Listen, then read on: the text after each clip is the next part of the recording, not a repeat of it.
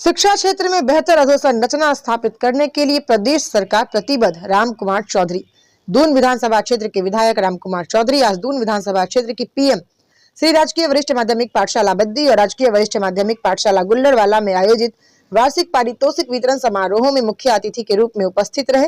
इस अवसर पर विद्यालयों में विभिन्न गतिविधियों में उत्कृष्ट प्रदर्शन करने वाले विद्यार्थियों को उन्होंने सम्मानित किया और इस अवसर पर छात्रों के उज्जवल भविष्य की कामना की। छात्रों से आग्रह किया वह नशे से दूर रहने की शपथ ले। विधायक ने बच्चों को नशे जैसी सामाजिक बुराई से दूर रहने और पढ़ाई के साथ साथ खेलकूद के माध्यम से अपने जीवन को सफल बनाने पर ध्यान केंद्रित करने का आग्रह किया। उन्होंने शिक्षकों और अभिभावकों से भी आग्रह किया कि वह बच्चों की गतिविधियों पर निरंतर ध्यान दें और उन्हें सकारात्मक दिशा में आगे बढ़ने के लिए प्रेरित करें। रामकुमार चौधरी ने कहा, युवा पीढ़ी के लिए आज का परिश्रम भविष्य की सफलता का द्वार है। उन्होंने कहा, छात्रों को समय प्रबंधन के साथ साथ अपने लक्ष्य पर भी ध्यान केंद्रित कर पढ़ाई करनी चाहिए। छात्रों को शिक्षा के साथ साथ व्यायाम और खेल कूद में भी भाग लेना चाहिए और उनका मानसिक और शारीरिक विकास संतुलित रहे। देखिए स्टार न्यूज़ प्लस के लिए हिमाचल प्रदेश के बद्दी से सतीश जैन की ये रिपोर्ट। टीचिंग और नॉन टीचिंग स्टाफ और प्यारे बच्चों, सभी अभिभावकगण, आप सभी को इस एनुअल डे फंक्शन की बधाई। आज ये मेरा दूसरे स्कूल का एनुअल डे फंक्शन है, क्योंकि दून क्षेत्र में करीब 26 वरिष्ठ माध्यमिक स्कूल हैं। अगर मैं एक दिन में एक स्कूल करूंगा तो एक महीना मेरा जाया हो गया। और विधायक का समय जो है वो अपना नहीं, वो जनता का समय होता है।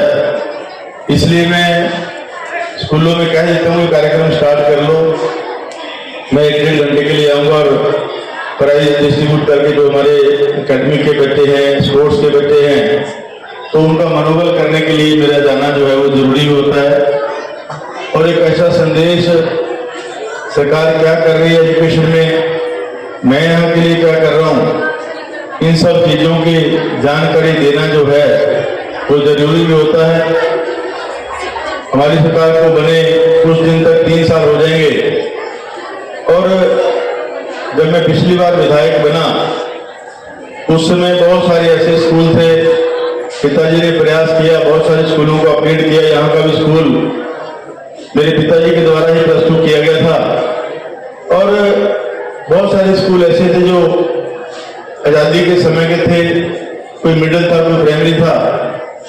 उन सब स्कूलों के लगभग 36 स्कूल उस समय मैंने अपग्रेड किए।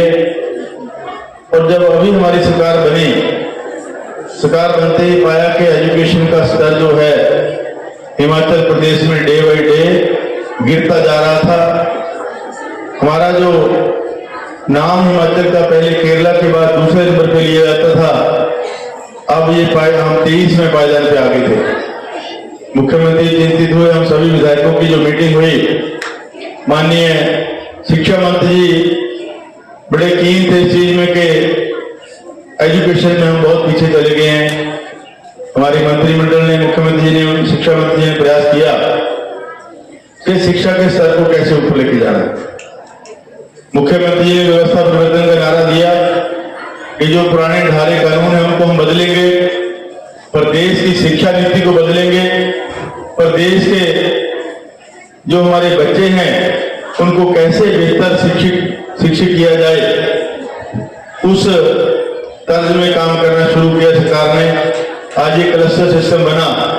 पहले केवल हम ट्रांसफर में उलझे रहते थे, प्राइमरी का अलग डायरेक्टरेट, हायर का अलग डायरेक्टरेट, एक छत के नीचे सभी पूरे एजुकेशन सिस्टम को जो है किया।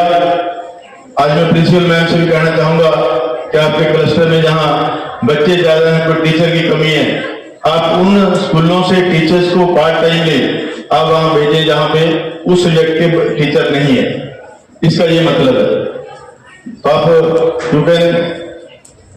कभी भी इसको कर सकते हैं। मुख्यमंत्री हेल्थ मिनिस्टर थे उस समय हमने इसका नींव पत्थर रखा, 5 वर्ष में कंप्लीट नहीं कर पाए।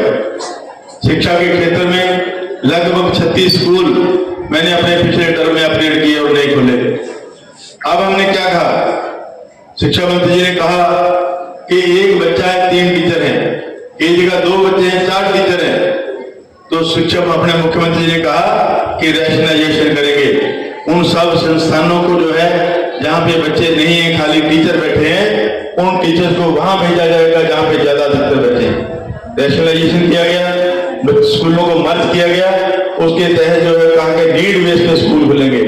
उसके तहत धूम क्षेत्र पहला ऐसा अग्रणी क्षेत्र बना जिसमें 3 नए स्कूल जो है कल मुख्यमंत्री जी उनका उद्घाटन करके गए हैं, खपड़िया, हरिपुर, सुनरोली, सराज मंडल, अलबाड़ा एंड चक्का में। तो ये स्कूल अगले एकेडमिक सेक्शन से जो है वो काम करना शुरू करेंगे। हमने कहा कि हमारे पास ITI नहीं थी, पिछले टर्म में 2 ITI पट्टा और कुठाड़ में हमने खोली और उनके भवनों के लिए पैसे दिए, लेकिन पिछली सरकार में वो कार्य बंद रहे, उनको अभी हमने पूर्ण किया। लगभग 475 करोड़ रुपए अभी इन 2.5 वर्षों में माननीय मुख्यमंत्री ने दून क्षेत्र के विभिन्न विकास कार्यों के लिए, चाहे वो भवन थे, हमारे पुल थे, हमारी सड़कें थी और हमारे अन्य जो कार्य थे उनके लिए दिए। जो संस्थान बंद पड़े थे पिछले 5 साल में, अधूरे पड़े थे, उनको हमने पूरा किया, उनका भी इनॉग्रेशन किया। अगला टूर पहाड़ी एरिया का होगा जिसमें हमारा PMO ऑफिस चंडी का इनॉग्रेट होगा, कुठाड़ की ITI जिसमें लगभग 10 करोड़ रुपए खर्च किए गए उसकी इनॉग्रेशन होगी, हमारा पट्टा की ITI का इनॉग्रेशन होगा। मुख्यमंत्री चाहते हैं कि बद्दी का औद्योगिक क्षेत्र जिसमें लगभग 5 लाख लोग रहते हैं, इन लोगों को पूर्ण सुविधाएं हमने देनी। मुख्यमंत्री ने कहा कि बद्दी को हमने नगर निगम बनाना है, लेकिन कुछ लोगों ने भी उसका विरोध किया। अब नगर निगम बनने के बाद क्या हुआ कि आपने देखा कि शाही रोड की व्यवस्था खराब थी, पूरे हिमाचल प्रदेश की सड़कें जो है वो तबाह हो गई, तो बरसात में तो भाई काम नहीं होता।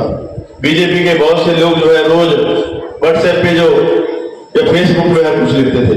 मैं उनको कहना चाहूंगा कि मैंने 1 महीना डिक्लेयर किया था कि 1 महीने के अंदर जो है पूरे रोड रिस्टोर करके दूंगा और अपने अपने तय समय में, चाहे वो शाही रोड है, इवन जो नेशनल हाईवे रोड है जो भारत सरकार का रोड था, उसको भी हमने 90 से नालागढ़ तक जो टीच कर दिया, अब 32 से 50 तक हम उसको टीच कर रहे हैं।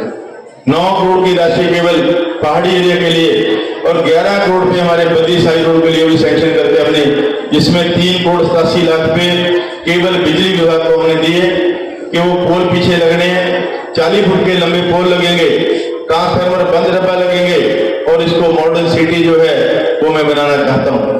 लगभग 5 करोड़ रुपए हमारे जो औद्योगिक क्षेत्र की हमारी सड़कें हैं उनको दोबारा से कारपेट करने के लिए हमने दिए। 36 करोड़ की स्कीम सीवरेज की माननीय मुख्यमंत्री ने बद्दी के लिए दी है, जो सीवरेज व्यवस्था खराब है, कहीं उछल रही थी, बड़े पाइप उसमें लगेंगे। 3 हमारी 2 इरिगेशन